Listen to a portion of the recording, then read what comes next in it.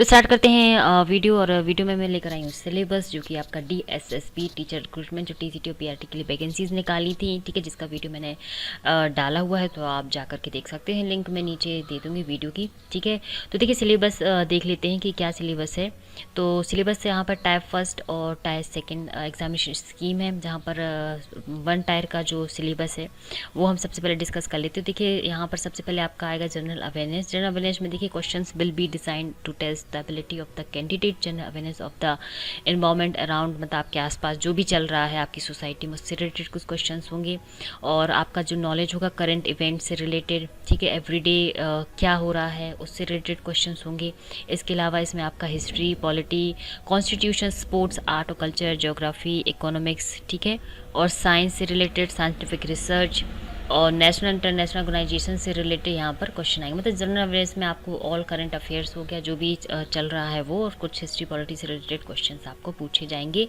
वहीं पर हम देख लेते हैं जनरल इंटेलिजेंस और रीजनिंग से रिलेटेड आपका जो है सेकंड इसमें, उसमें आपका रहेगा the syllabus of general intelligency and reasoning ability include questions of both verbal और नॉन वर्बल टाइप्स, ठीक है। इसके अलावा आपके क्वेश्चंस होंगे कुछ एनालॉजिक से रिलेटेड, सिमिलरिटीज़ हैं, डिफरेंसेस हैं, space visualisations, problem solving, analysis, judgement, decision making, visual memory, relationship से रिलेटेड कुछ क्वेश्चंस होंगे, कॉन्सेप्ट होंगे, ठीक है, कुछ अर्थमेटिक रीजनिंग होगी, वर्बल एंड फिगर होगा, क्लासिफिकेशन और अर्थमेटिक नंबर, ठीक है। तो रीजनिंग आपको पूरी तैयार कर लेनी, जो भी रीजनिंग में कोड वाले क्वेश्चंस होते हैं, रिलेशंस वाले क्वेश्चंस होते हैं, ठीक है, और कुछ न्यूमेरिकल से रिलेटेड क्वेश्चन होते हैं जो रीजनिंग में होते हैं, ठीक है, वो सब आपको तैयार करने होंगे, ठीक है। इसके अंदर जो थर्ड इनका है वो अर्थमेटिक और न्यूमेरिकल एबिलिटी। यहाँ पर आपकी अर्थमेटिक न्यूमेरिकल एबिलिटी से रिलेटेड, मतलब सीधा सीधा है, यहाँ पर एक कॉम्पिटिटिव एग्जाम टाइप का है ये टाइप फर्स्ट, तो वही 10th क्लास तक की सारी मैथ्स आप कवर कर लें,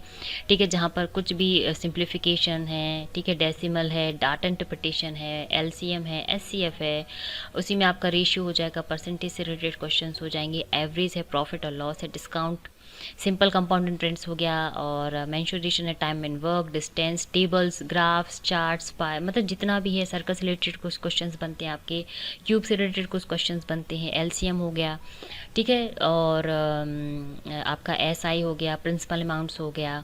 मतलब ऑल ओवर जो 10th क्लास मैथ्स होती है उसको आप अच्छे से कवर करें। मतलब समझ लीजिए कि जिस तरह से कॉम्पिटिटिव एग्जाम में आपके आती न्यूमेरिकल एबिलिटी, इसी तरह से आपको तैयार कर लेनी है।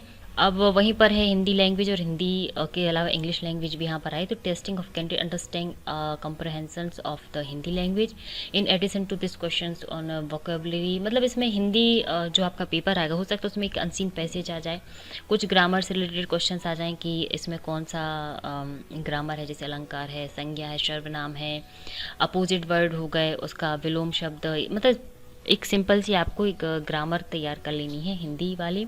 और उसी तरह से आपका इंग्लिश लैंग्वेज का होगा, उसमें भी ये होगा कि यहाँ पर अंडरस्टैंडिंग आपका देखा जाएगा इंग्लिश लैंग्वेज, जैसे कि क्वेश्चंस इन वोकेबलरी आएगी, ग्रामर आएगा, सेंटेंस स्ट्रक्चर्स होगा, सिनोनिम्स होगा, एंटोनिम्स होगा, और उनका यूजेस क्या है। मतलब ये समझिए कि जो सिंपल जो ग्रामर होती है इंग्लिश में या फिर हिंदी में, वो आपको तैयार कर लेनी है, ठीक है।